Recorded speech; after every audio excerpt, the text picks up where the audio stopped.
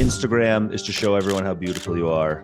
YouTube is to show everyone how talented you are. LinkedIn is to show everyone how capable you are. Big paragraphs is like kryptonite for LinkedIn engagement because people just like, they hit see more, they see a bunch of stuff, it looks intimidating, gone. And what has worked for the big posts is agitate a common issue or ignore a nuance. Welcome back to Unfuck My Startup. I'm very excited about today's episode. By the end of today, you will be able to make a LinkedIn post that gets 375,000 likes. Mark my word, I'll refund you the cost of admission if you don't know how to do that. Our guest is dissecting Mr. Virality on LinkedIn. This guy has gotten more likes than anyone. And he's the founder and CEO of Fame, a business that helps companies create amazing podcasts. But you might know him as the selfie king of LinkedIn. He's racking up insane engagement, numbers like 300,000 likes plus and 175 million views. But the question we want to ask, are these just vanity metrics? That's what we're going to talk about today. Welcome, Tom Hunt. Happy to have you here, my man, all the way from London, UK. Yeah, I'm buzzing. There's 6 things I think anyone can implement to get to 1,000 likes, like this week. And then I've got the 7th thing, which I think can take people from 1,000 to 10, 100,000. So we're going to go through that. And yes, I'm going to share like the business impact. Like, did the 300K like post actually drive any business? So don't go anywhere because I'm dying to know this stuff, by the way, as a guy who, puts a substantial amount of time and energy into posting on LinkedIn. Okay. But the first segment is called the pitch slap. Those of you who've been here before, you know and you love it. We are going to pull somebody up from the audience to pitch the 294 live guests. And then at the end of the pitch, we're going to run a poll. And if the person gets above 66% buy, they get a swag box. Above 33%, they get a t-shirt. Below 33%, they get sent home with a nice wave. And then we ask if the audience wants to actually book demos. I think our record for demos is like 26 or something like that. It's the high 20s. We've been getting like over a dozen the past couple of weeks in a row. So this has been good. We've been cherry picking people. Audience, if you do want to participate in this section, email producer@rb2b.com. I'm going to drop it in the chat. And today we are going to talk with Gajan Ratnasaba from Spiralize. So we're going to give him 1 minute to pop up into here. And while we're waiting there, this show is brought to you by my newsletter. My newsletter is mainly talking about what happens on this show, keeping you up to date. So join it if you want updates on what's coming. And again, if you want to come on this segment next week, email producer@rb2b.com and we'll talk to you about it. And there he is. Gajan, how you doing? Great to meet you. Great. Thanks so much for having me on. I really love the show. I especially love last week, you guys workshopping LinkedIn posts live. And Tom, what a great hook today. I got to hear this. I appreciate it. So Spiralize, we're an A/B testing agency for SaaS companies. We run lots of A/B tests on our client site to see what gets them more trials, demos, SQLs, all that great stuff. And we guarantee them a 30% lift in the first, a 30% lift in the first 90 days. And there's no fee unless we hit our number. I know that's a really bold claim, but the reason we can make that claim is because we run these proven winning tests. And I'm going to show you the first test we would run live on the RB2B website. Could I take over the screen share? Thank you. Please do. So, and sorry, just to clarify, when you say 30% lift, you're talking 30% lift in revenue in 90 days. Yeah. It depends on the client, but it could, for most clients, it's something like SALs. Okay. All right. Yeah. Let's see it. I'm going to show you the obligatory logo slide. Companies like CrowdStrike, Okta, Gusto. I'm showing you this because the magic is in the scale. If we get a win for one client like Tenable, we can very quickly take that and run that for all our clients. And we've gone a step further. There are 34,000 sites that actively test on the internet, and we scrape all of them and crunch that data. So if Smartsheet, who isn't a client, runs a test, we can find if it wins and adapt that for you. So whoa, I crunched the data. This is crunching the data for RB2B. It's going out and getting these thousands of tests and saying, let's look at the companies most similar to us and look at patterns that are proven to win over and over again. And so here's a really interesting pattern it's predicting for us. It's called form over UI. You take the lead form and you show it over a background image of the interface. You can see here, there are 158 companies that have run this test. The greens are wins, the reds are losses, yellows are nothing burgers. So say 7 Shifts ran a test. They had a conventional lead form. They put the lead form over a background image. It wins. So we can also just look at the aggregate data. You can see this is a highly performant pattern. It's got lots of wins and not that many losses. So here is what it could look like for RB2B. This is your current demo squeeze page. And you can see it's got a pretty conventional form. This is what we predict would be a really good test for you guys. You take the lead form, you put it over a background image. It visually subcommunicates to the prospect, hey, the thing you really want to see the product, you got to fill out the pesky form. It's subcommunicating all this really cool stuff like, hey, you're going to get de-anonymized traffic. So what we do over the course of, and because we've run that test lots of times, 158 times, we know it's got about a 53% chance of winning. So in the first 90 days, what we would do is we would run 10 tests like that. About 3 of those 10 would win. You'd end up with about a 30% lift. If you get 30%, you pay. If you get less than 10%, no fee at all. All That's right. pretty good. That is pretty good. So everybody, so you got, by the way, as you were jumping into the RB2B, your yeses really were creeping up over time. I think Joe Reed says, take my money. so. Gajan, could you pop your calendar link into the chat? We're gonna send you a swag box. I got your email. We were emailing before the show. Yeah, and if you want a demo, write demo. This is always a fun one. It's gonna make, look at this. Come on, 3, 4, 5, 6, 7, 8, 9, 10. See, money in the bank, Gajan. Money in the bank, man. This is what it's all about. Thank you so much. Yeah. You bet. I got to run and tell my mom. Yeah, they're still coming in. So audience, keep in mind, if you want to pitch something to our audience and book a bunch of demos, email producers@rb2b.com. Gajan, you're the man. Thank you very much. That's a very interesting product, by the way. Thank you, guys. I like Super the cool. Yeah. That was cool. That's like it's like a co-op of insights, and it just gets more powerful over time. That's fantastic. Well, guys, drop a link on his calendar. Ely, our video producer, is popping in his link, so make sure you jump in and book a demo. But let's get into it with our man Tom Hunt here. So Tom, and I'm not just saying this, I think everybody will probably say the same thing. I've seen you get more traction on LinkedIn than literally anybody. Last week, we had our own LinkedIn consultant on the show, Alec Paul, and he wanted us to ask you specifically, how the heck are you doing this? Like, what are these vanity metrics? Like, how are you able to get hundreds of thousands of comments, thousands of comments, hundreds of thousands of likes?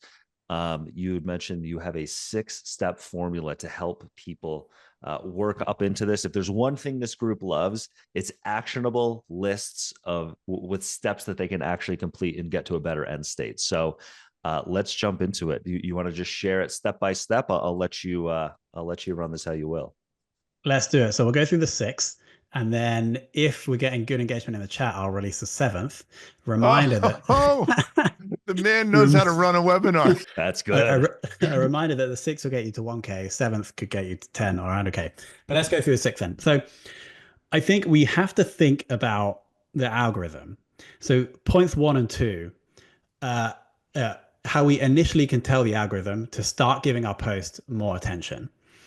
So the first is, if we think about somebody who we want to engage with our post, the biggest real estate when the post appears on their feed is the image.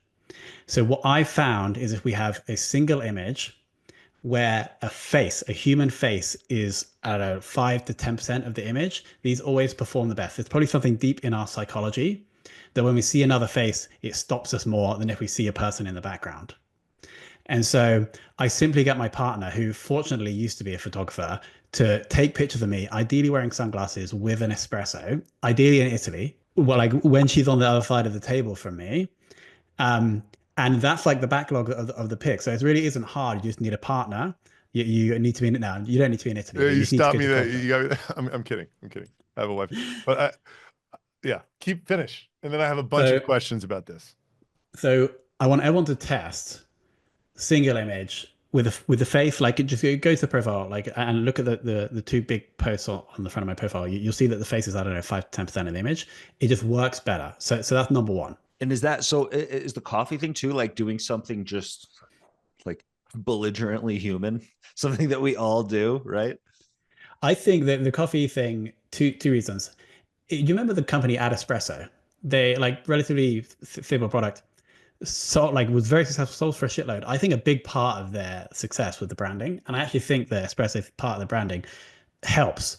I like there's like an outsized amount of coffee on landing pages and in ads, because I feel like people that are addicted to caffeine, when they just see an image of coffee, like get this dopamine rush. Like I get it. I love coffee. If I walk past Starbucks, I feel it. So it wasn't purposeful like that, but that's my backwards rationalization for why the coffee works. I like to add it in anyway, because it's like part of my brand, or like something that I like. Desiree says that's why people eat and brush their teeth in movies. It makes them relatable. I like that. That's nice. Spot on. So by the way, I mean, you're a good looking guy. Like, what if I'm not? I am not sure if that is having an impact. What would I say? We just have to test it. Like, and how do you, are you going to explain later how you split testers? Like literally, because LinkedIn's strange. You can't just like run 2 posts in parallel. You have to like post one, and then what do? You post everything the same 2 months later and change the photo or something like that? Or like, how do you run a split test on LinkedIn? Yeah, even if you're doing that, like 2 months down the line, same post, different image, the algorithm might have changed. I've never split test anything, but what I have done probably for like 3 years now is post almost daily and really spend time looking at the metrics. It's not split testing, it's just like learning from the data. Point number 2? We're ready. Do it. We're ready.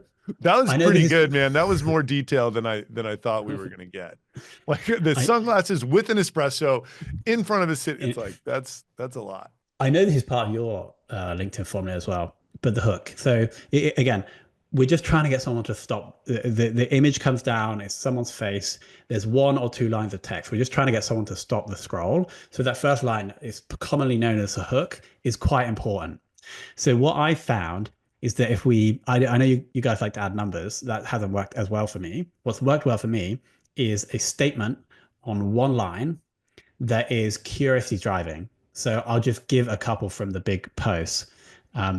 My absolute favorite of all time is, first I handed in my notice, then they offered me a raise. And we'll talk more about story and the topic later. Yeah. And then another one I liked recently is, I canceled a weekly one-on-one with a direct report. So very basic statements, but they're curiosity driving. Why was the one-on-one canceled? Why did I hand in my notice? Yeah.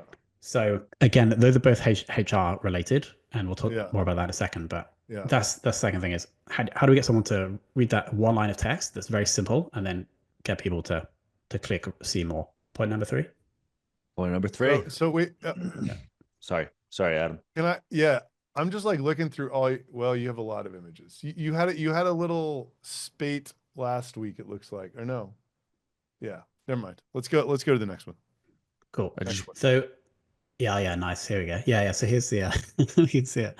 So this is just, I mean, it's almost like hook steroids, like you were like hook vitamins, these photos, because it's like confession time. And then it's the gesture, everything like mimics this hard thinking about like, oh man, I have a confession to make. And I feel like that hits so much harder than like, and look at the amount of real estate that this one takes up versus this. I mean, this is taking up almost my whole screen, or, vertically at least. Single image. Well, we have a question here from Isha. How do you think of the hooks? Is GPT or brainstorming? I have the post concept first, and then the hook comes after. I haven't used any AI to write any of these posts. 3 and 4 are going to be quite simple to run through. The first, and maybe arguably one of the most important factors, I think, in kind of like big numbers, is the topic. There are just certain topics that more people on the platform have in common and therefore have the potential to engage with. So these topics are pretty much anything within HR and workplace, because LinkedIn is a work platform. There's obviously like LinkedIn itself. If you post about posting on LinkedIn, everyone has LinkedIn in common. The topics that we might talk about pillars later, but I have two other pillars. One is business bootstrapping, and the other one is marketing. You'll see if you go through my post that the marketing or the business / bootstrapping posts get maybe 10% of the engagement that the HR workplace ones do. So if I sold a B2B HR SaaS software, like things would be very different. Like I'd probably be at AR numbers like you guys, but I don't. I sell to marketing people. So we'll talk more about the business stuff later. But there's a misalignment there between what I get a lot of attention for and what I make money from. The next. So yeah. Are you conflicted about that? So I think if I love fame, I'm going to be doing fame for a long time. But if I was ever to do anything else, it would probably be in the HR space, just to leverage not just to leverage the attention. I'm also interested in it. That's why I think I've written a lot of posts about it. That said, one other benefit, and we're getting into the business stuff now, is that we're a service company. And so it's very important for us to get the right talent in at the right price. And our core role in our business is the account manager. We went from roughly 50 applications a month for that role to 500 when this started popping off. And so our cost to acquire or to bring in an account manager decreased. We're getting better quality for the same or lower cost. So that is an advantage from posting about the HR workplace stuff that is, I think, more specific to a service company. Yeah. Okay. Sweet. All right. So topic has an impact. Number 4 is story. Humans are wired to, or something about being around the campfire and information being processed more easily if it's within the form of a story. And so again, if you look at the big name posts, the majority of them are these relatively short stories, again, in the HR workplace world, because that is what pops off. So I have found that those posts often perform better because they're probably digested. More people digest them because the format is more digestible. Point number 5, a very basic one, is I use Hemingway. So it's hemingwayapp.com to essentially proofread the post to make sure I'm not writing it too complex. Basically, we want it gives you a readability score. We want grade 1. If I'm at grade 2, maybe I'll keep that, but I won't post anything with grade 3. Again, if we're thinking about the algorithm, the longer we have somebody, or we get someone to stop scrolling, click see more, linger on the post, these are all signals that tell the algorithm to show the post to more people. And so if we put in a word that someone doesn't understand, they're not going to get past that. They're going to move on. And so the more simple the writing, the better. So grade 1 on Hemingway is 0.5. We've had a few kind of LinkedIn heavy hitters on this. The topics 2, 3, and 4 are kind of overlap with things we've heard, which is great. Because I mean, look, you can't argue that an amazing hook, topics that resonate, and a great story aren't going to drastically help, right? Like those are such big pillars. But this idea, like it's talked about less, is writing super, super simply. And I think this not only blends in, I think this not only kind of works on LinkedIn, but like going to go to your website, read your website copy. How simply are you able to break down these ideas for people? So a few people said the Hemingway app was just a great idea. I just wanted to like emphasize that, because if you do everything great but it's too complex, it's just not going to take off. People aren't going to be able to digest it. And another thing, just on that note, I like to tell people, when you're writing copy for the internet, the goal is to make it scannable, and you get the full essence of it by scanning. Like the ultimate lazy man who's only half-assing it, he can just sort of scan down the page and get the gist of what you're saying. And like what that immediately eliminates, which is a huge problem I see with a lot of people who start writing on LinkedIn, are these big paragraphs. I think big paragraphs is like kryptonite for LinkedIn engagement, because people just like, they hit see more, they see a bunch of stuff, it looks intimidating, gone, like literally gone. Anyway, that's my interjection. I think that, and like also the way both you, Adam, and you, Tom, write, and I see this a lot with people who just create great content, even off of LinkedIn. Mr. Beast is amazing at this, is like having the TLDR at the very beginning, right? Like you know, in the very beginning of your post, you know exactly what the rest of the post is going to be about. And it gives you that intrigue to keep going. As opposed to giving that at the very end when like most people aren't going to make it there if they don't know what the heck the post is about. They're not going to like go on this deep discovery mission. It's just there's too much content out there. Yeah, so. It needs to be provocative enough to get a see more click, so the cliffhanger needs to be good, but it needs to be relevant to the they need to know that it's relevant to them, right? So that's the balance. Some people said TLDR, it stands for too long, didn't read. I think it started out on Reddit when people would have a long post. You scroll to the bottom, you get the whole paragraph in 2 sentences. And David says, literal or metaphorical? I mean, kind of literal. Like, tell them what the heck it's going to be about before they start reading the whole thing. So, all right, folks, while we're going to go over point 6 right now, and then we're going to have our midway section of the show. And when I say folks, I mean audience. I don't mean Tom and Adam. So audience, grab a LinkedIn post of yours recently that you feel did not take off and you cannot figure out why. You're trying everything. Drop it into the chat here. And in a few minutes, we're going to roll through a few and have Tom and Adam in the panel break them down. We did it last week. It was great. Next week, we'll get back to regular Unfuck My Startup, but Unfuck My LinkedIn lives for another week. I already see them coming in. Tom, step 6, my friend. We got a couple of questions on the images. So Steve saying, interesting, the images are not related to the information at all. And then a question from Jason, does the image have to be of yourself? In an ideal world, every image would be of yourself and it would be relevant to the post. However, I have a business and a life, and therefore I'm trying to also post 7 days a week. Having a picture that's going to be relevant to every post is probably not going to work. Jason, it should be of you, yes. Ideally, what we're trying to do here is get people's attention so they learn more and think more about you, so that when they want to buy the thing that you sell, they'll come to you. So having a picture of someone else, you're basically going to miss a big chunk of the benefit. Let's go to point 6. Again, if you think about what we're doing with all those points, is we're trying to have people behave in a way that informs the algorithm that it should show your post to more people. And so the final thing, and actually point 6 and 7, point towards much stronger algorithm signals. So point 6 is, how do we end the post in a way that's going to inspire action that again will tell the algorithm that this post people are getting value from.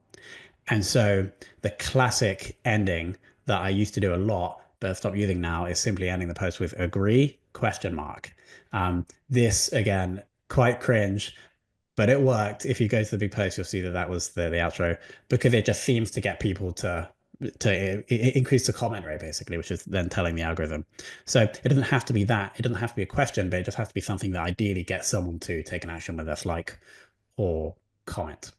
So that's 6. I think we're going to wait until after the break, guys. But do you think we've got enough engagement in the chat to release number 7? There's a lot. There's a lot of engagement in the chat. So I think they're going to be waiting for an 8 and a 9 too, Tom. So by the way, Tom, I try to like end my stuff rather than saying something that elicits comments. I try to just like end it in a really coy way, which is like gives a dopamine hit or whatever. Do you also do that, or are you literally just trying to maximize comments on every post? Yeah, I used to end every post with agree.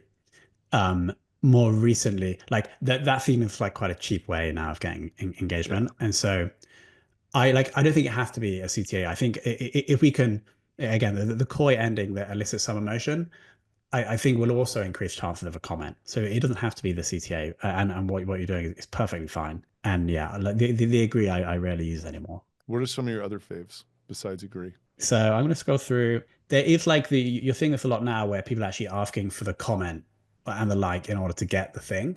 Yeah, I mean that's the ultimate. That is the ultimate shenanigans right now. But I'm seeing it work, you know.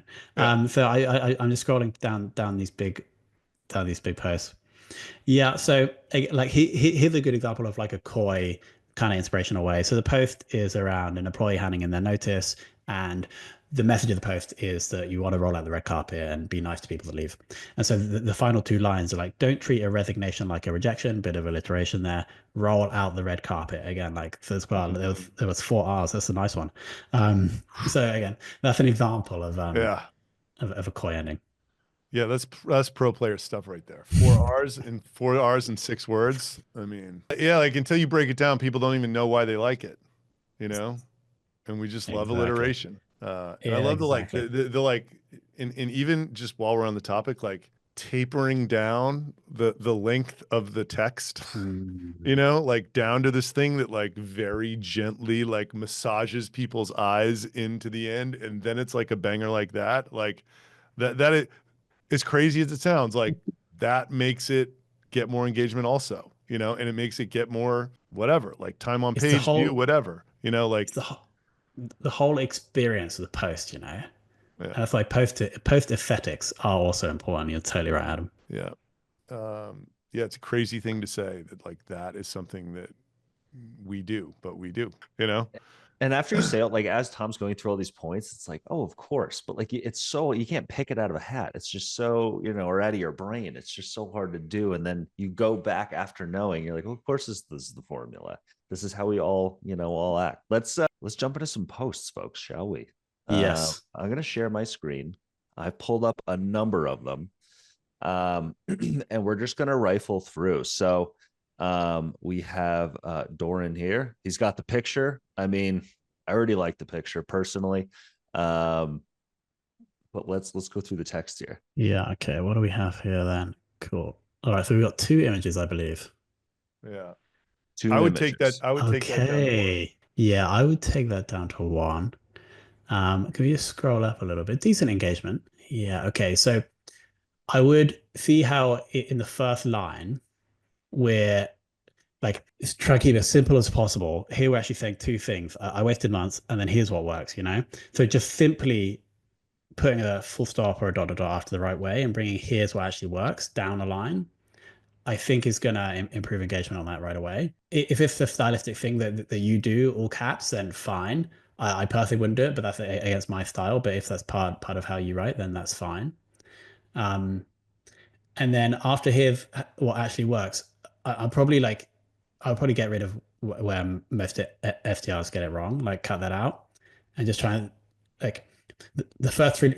I like what we're doing basically, but the first 3 parts are like it's just a bit confusing. Like I just want to get into the thing. Yeah, and But it's almost like here's what actually works is saying the same things exactly where most SDRs get it wrong.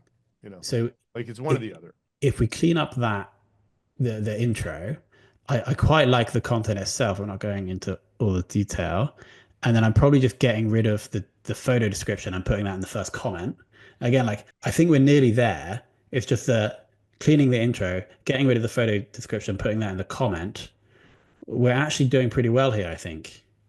And it'd be amazing to see just doing those 2 or 3 things. Yeah, so Doran, could you please do those 2, 3 things? Even DM me on LinkedIn and I'll rewrite the intro and outro for you. And then we'll repost it with 1 image. And then I reckon we'll get double the engagement. And someone asked oh, perfect. First of all, very nice, Tom. Someone asked AI too. Maybe I don't know if this is going to be a fun game or not, but if we guessed if it was AI or not, and then had the person reveal it at the end of the breakdown, that could be fun. So, Doran, did you use AI at all for this? Was it proof written by AI? Let us know, and we'll hop over to the next one here. This one was a company post. So company posts a little different. Usually don't perform as well. We'll look down at the performance quickly. 6 reactions. Yeah. I can just jump in right here. Like this just screams ad to me. And I immediately am like, I don't care if I'm in market for this. I'm annoyed that I'm looking at an ad. That's just my personal view. And I think it's probably the view of a lot of people on LinkedIn. It's like, I want to be moved emotionally by story. I want to connect with human beings on this platform. I do not want to be shown ads. I view ads as a regrettable necessity to keeping the thing going. And I don't know if there's more to say about this than every single thing about it reeks of an ad. Company page. Yeah. So how I would do this different is I just would post something from a personal page that is along the lines of what we're talking about rather than this. And like, this may have some use as like retargeting, maybe, you know, Maybe. Maybe. But the ones that performed the best, at least from what we've seen, are the ones that took off organically. And that's how we would cherry pick what we put dollars behind.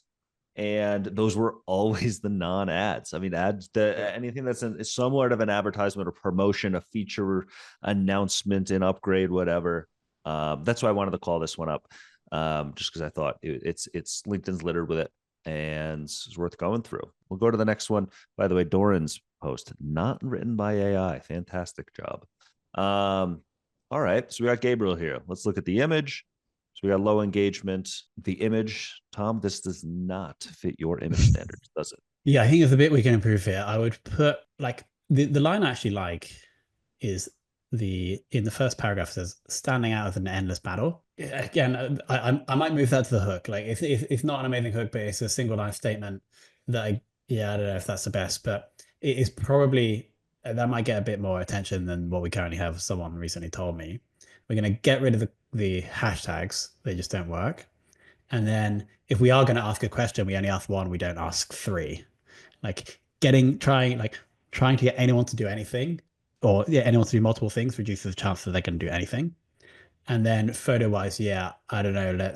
I'm not sure if the picture of Gabriel is actually is like relevant enough for this post. So maybe I would just, I don't know, not put well, I guess it's a red ocean, so it does do to do the post. Adam, what are you thinking? Yeah, I'm thinking similar to you.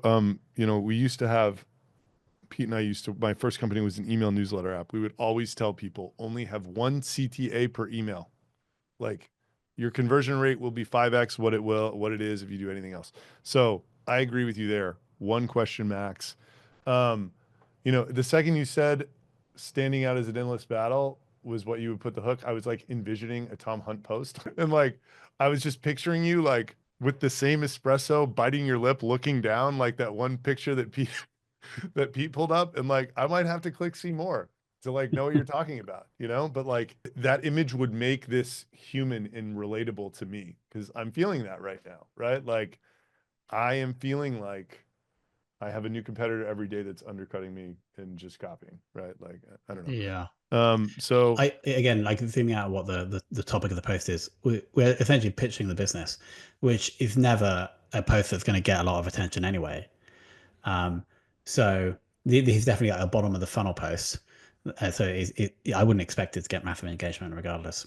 Yeah. And I say this a lot. I rarely talk about RB2B, my company. And when I do, it is more like a character in this drama that I'm presenting that I'm either like, I treat it like a child. I'm either like patting it on the back or I'm slapping it on the wrist or I'm, talking about how it's behaving poorly or like whatever. It's like I would never say RB2B identifies your anonymous website visitors and sends a LinkedIn profiles to Slack and try to push that out to LinkedIn. They'd be like, fuck off, bro. I don't care about you and your company, I think on that point too, I remember when we launched, all your posts were like, it was about your growth goals for RB2B, right, and how you were going to not run into these pitfalls you had on previous businesses. And like, and then people would someone even posted it in the chat, like the personal posts lead to people to find your company and products. They're going to, if they relate to you, you're going to know everything about them. And by the way, like this to me is like the game you got to play as much as sort of algorithm arbitrage. Like you have to not pitch your company even though you want to, as much as you have to do all this other stuff to get engagement. And then you have a view my services link, Gabriel. I might change that to visit my website because that's kind of like a clear call to action, in my opinion. Like, what do you mean view my services? What am I going to get? It's like, it's kind of ambiguous what's going to happen when I click that link. I think visit my website is like so clear that I just change it to that if it were me. So yeah, that is my thought on that post and topic. The last thing I want to mention, that Alec Paul, who's our LinkedIn consultant, he was on last week.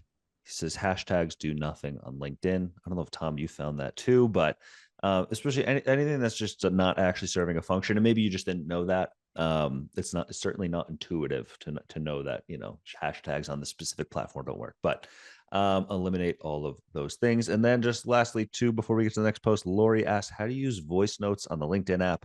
Lori, it's on the mobile app only. Pull up a DM, you'll see a microphone there. For some reason, you can't leave voice notes on the web. I have no idea why. Let's get into Lydia's posts though. So this one took off better than some of the other ones. We got 2 images, no faces. I'll let the pros though dissect from there. Yeah, I think this is promising. Let's diagnose this hook though. So I optimized for Google, but I got into AI search. That's the first thing. By leaning even harder into what matters most, that's the second thing. So we're trying to communicate 2 things in this hook.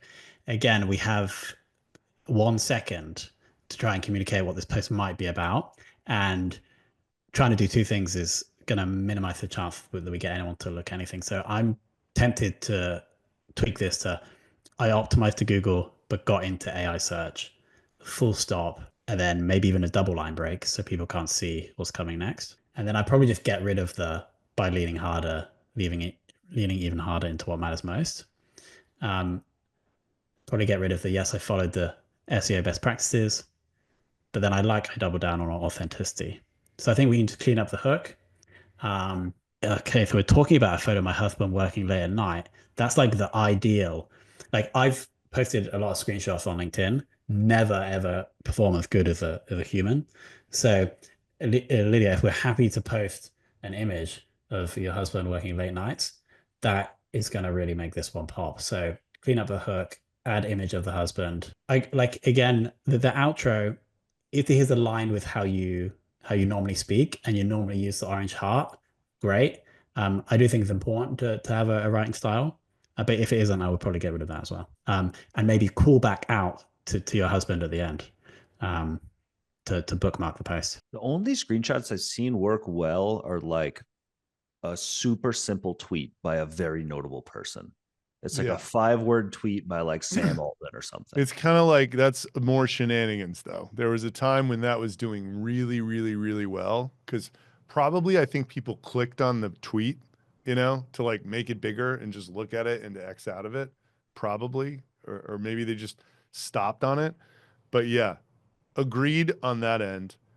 I want to add to all of you out there that want a hack on how to evaluate hooks. I would suggest like looking at your own hook for literally no more than 2 seconds and looking away. And like, were you moved by that? Because that's kind of what's going to happen to you as people are scrolling through the feed. Like you're going to get 1, maybe 2 seconds. And if I think you can do it unemotionally, like literally just look at this and look away. Like, did it pull me in or not? Or was it kind of confusing, or was it kind of long? Like, did I immediately, was I just like gripped by that? I think it's an exercise you can do. I actually stalked a lot of your old posts, Adam, and you did used to do the image of the tweet way back, Yeah, and well, that was when Tommy Clark was. Yeah, Tommy Clark was my guy then, and that strategy was one that he was using a lot with his clients. Yeah, makes sense. I just went on the feed, and I just want to bring this hook up because I saw it was posted 9 hours ago by a guy called Alex Dick. His hook, simple sentence, maybe he's been learning from me. All it is, I fired my best recruiter today. And I think it's a picture of the recruiter. I'll put a link in the chat. Like, Alex, this is excellent. Yeah, drop it in. I'm going to pull it up. Yeah, please. I haven't even read the post, but it's already popping. Oh, yeah, this is great.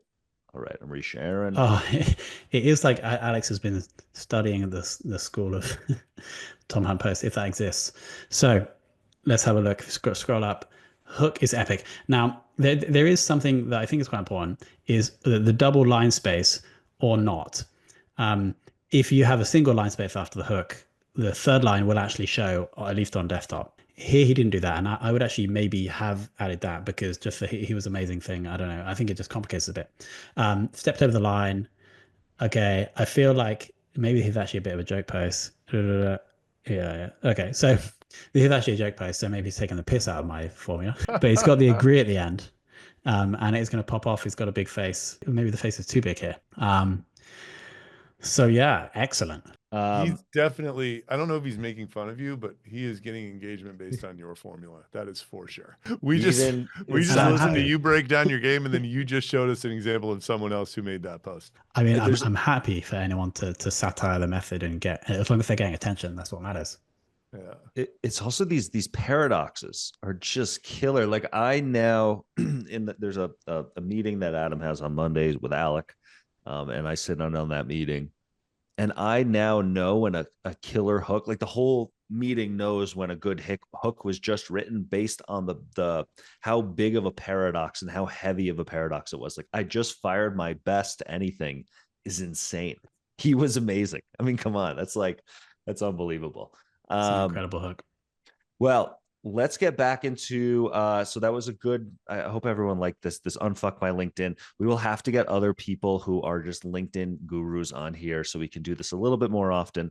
We'll get back to unfuck my startups next week. Let's get into it. So, I mean, Tom, do these people deserve 0.7 or should we just end the webinar now? It's totally up to you at this point. I know it's getting late in London, so I've seen some strong engagement. Let's do 0.7. So again, if we think back to all the 6 points, we're just trying to get people to do the thing that show the algorithm that it should show your post to more people. I believe that the strongest algorithm signal are big chunky comments from people that don't know you. Again, if you're the algorithm and you're seeing a post get these big chunky comments from people that are third-degree connections, then you're like, wow, this content must be resonating with the audience. We're going to show this to more people. So then the question is, how do we get big chunky comments from people that don't know you? And what has worked for the big posts is two things that are a little bit risky, but is to agitate a common issue or ignore a nuance. I'll just give some examples. The two of the biggest posts did this very well. And actually, I don't even know if I was planning this beforehand, but the first post was about a team member who was going to work from another country for 6 weeks. And it was like very uplifting, like don't care where they work, et cetera, et cetera. Follows all points 1 to 6. What we found was that a big percentage of comments was from people within like compliance, HR, et cetera, asking me if I considered the tax implications, the compliance implications of somebody working from a different country for 6 weeks. So that's the nuance I ignored there. Another quick example is the post I mentioned earlier about canceling the weekly one-on-one with the direct report. A lot of the comments there were, again, HR people or other leaders saying, it's actually not it's not your job to cancel the direct report. Did you ask them if they wanted to speak to you? And obviously I didn't mention that in the comment. And in reality, I obviously did tell the person that I was canceling the one-on-one because I was happy with their work, etc. But that wasn't in the post. That was the nuance that was ignored. So how can we agitate an issue or ignore some nuance that's going to get a lot of people to come in and leave those chunky comments? Those people get to show the world that they know a lot about HR. They know a lot about their work. Maybe it gets a bit of negative press on the post for you, but you're getting all the attention. So that's the deal. And that is what will propel a post from 1K likes to 10, 100 or beyond. And how do you pick those out? Do you write your post first and then say like, what can I omit that'll kind of piss some professionals off? How do you do that? Yeah, so I have written posts where I've taken detail out because I'm hoping that's gonna allow people. I mean, we're actually doing these people a favor. They get to come and show the world how intelligent and knowledgeable they are about remote working compliance. So yeah, I think that's his like. So what was the one? Like, what was the in the 309,000 like post? Like, what was that for that? That's the compliance one. So. Can we get the post up on the screen and see if we can find some of the comments? There's like 50 comment threads of compliance people arguing whether this was legal or not. Let's try and find one. Oh yeah. I see what you're saying. Yeah. So the comment about other people's comments, I have to say again, because many people are commenting and complaining about the issue of walking aboard with strict tax laws, blah blah blah. But the main point is, yeah, that comment there is somebody commenting about all the other comments. From Sabrina Johnson, right. But maybe I'll try to find a link to like one of the big threads so we can see the example. But yeah, so again, if you think about that, every time we got a comment that was telling the algorithm, wow, okay, this content people are engaging with, you just have to have slightly thick skin. I've only ever had to delete one post, and this was where I probably did this in a little bit too much of an inflammatory way. The hook was, I can't remember the exact hook, but it was something about firing somebody. I think it was like I fired someone yesterday. And the post was actually uplifting, and it was like actually firing people. I shouldn't have used the word fire, but actually ending a working relationship with someone can actually be a very positive thing for both sides. And that was the message of the post. So it was like uplifting. I wasn't being negative about people. But then a lot of people that commenting were like, why are you bragging on LinkedIn about firing someone? Oh And man, so yeah, a little bit. that happened to me a couple times. Okay, yeah. Just Did you delete the post, or I did you mean, keep it? housed. Yeah, I left the post, but like, yeah, it's like, you know, I do a build in public. Like we did a layoff last year because we woke up one day and we're like, man, it's just changed. Like we can do the same thing with like, you know, a team that's smaller or whatever. So I posted about it. I mean, my executive team's like, don't post about it. I'm like, if I don't post about it and it like gets at, it's like what it compromises the whole content stream and value of the information. So I had to. And then, you know, 75% of them were like, that really sucks for you, for them, everything. And then 25% is this like venom. Like you know, you are the worst person ever. Like, I can't believe you're writing about the, you know, blah, blah, blah. Just like the problem is you know, like it was incredible. Just the ferocity. How did it perform? Well, yeah, well, very well. You know, it wasn't my best one ever, but like very well. Another example was we of this, by the way, of like something very similar to this was when our first 6 weeks of RB2B, we had this vision for pricing that was just like wrong. We were trying to go free and $4.95. And I kind of like after we had decided what we kind of wanted to do, I just was like, you know, nobody's converting. What's going on? Blah, blah, blah, blah, blah. And then it was just this invitation to like come in and just sound smart for like product people, you know, and it was so while I don't think we made decisions that were like different than we were going to make before, it actually provided an unbelievable amount of insight. And those posts did incredibly well. So a couple more times I kind of went back, like when there was a problem that was, you know, we had a general idea of how we were going to solve it. I just acted like I was nowhere on it. I was like, I don't know what the fuck to do. Like, can somebody please just like look at all these numbers and tell me, you know? And people want to volunteer that information, you know, on LinkedIn, right? Like, I think what's interesting about LinkedIn, I mean, you can kind of take all these social platforms like Instagram is to show everyone how beautiful you are. YouTube is to show everyone how talented you are. LinkedIn is to show everyone how capable you are. And like in the world, and we're getting a couple questions like, how do you deal with these negative comments? Because this is something that creates traction, but you know, there's like emotional turmoil waiting for you on your phone 3 hours later. How do you run headfirst into that? And like, how do you welcome that? Or is it just knowing that the results are going to follow and that's going to be worth it? One of the things that we were going to talk about here is like the short-term gain of like doing all this stuff basically, versus like the long-term value that I might be missing out on. And so my answer to that question and to this one is that my background before like the entrepreneurship is like hardcore online marketing, and we're like bred to whenever we find arbitrage opportunity to just completely ruin it and like push it to the absolute limit to maximize short-term profits. And so that's why I've like come up with those 7 things and pushed it so hard. And that's also why I can get through some of the hate, is because I'm just hardwired to try and maximize the arbitrage opportunity. So it's not that I don't feel bad when I get a negative comment. It's just that I'm just driven to try and maximize the attention. yeah, I mean, I like to say that it doesn't bother me. I don't care what people think, but it does. It sucks. You know, like, and luckily I don't have to spend that much of my time in that space. Like there was the 6th Sense thing that happened, and like, you know, it's like horrible. You know, I'm just such a positive person, generally speaking.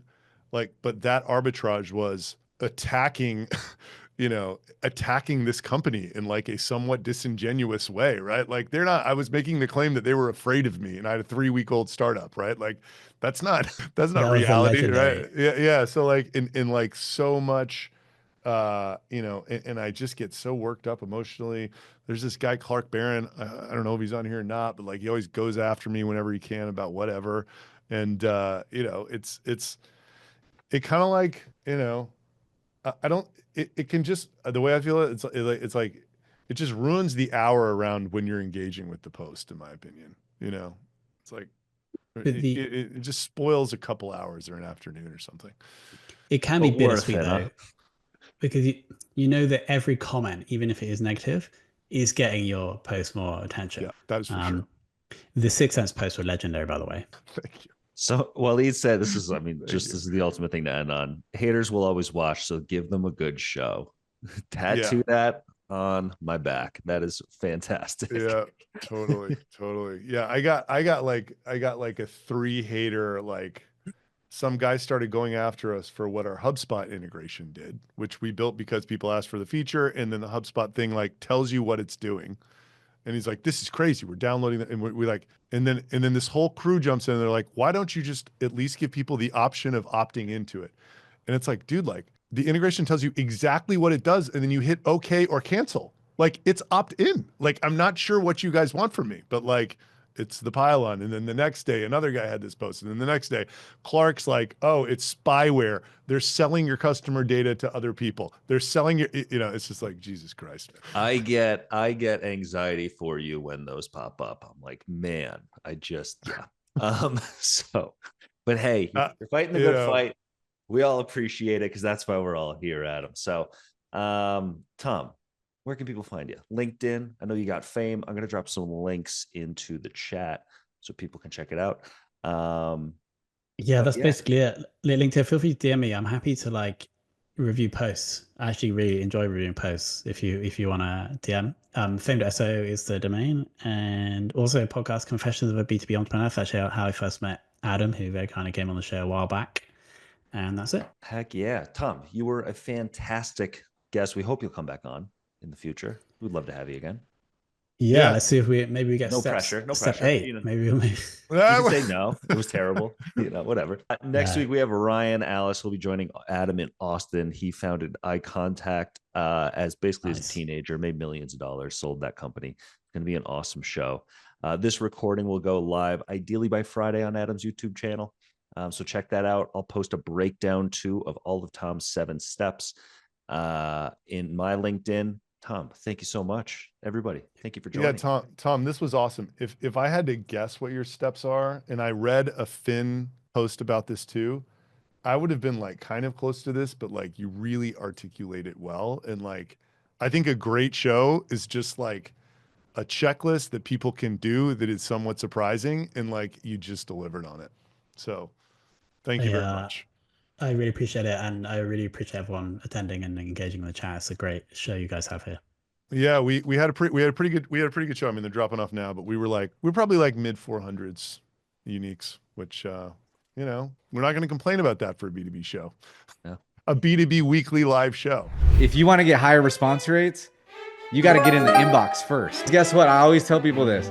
If my abuelita, you know, messages me or emails me, I'm going to open that email. I don't give a shit what the subject line is, right? Most people that you talk to about cold email today will say cold email sucks. It doesn't work. And I go, really? The subject line is the most important part of the email? No, it's not. It's actually getting the email in the inbox. The second most important part of the email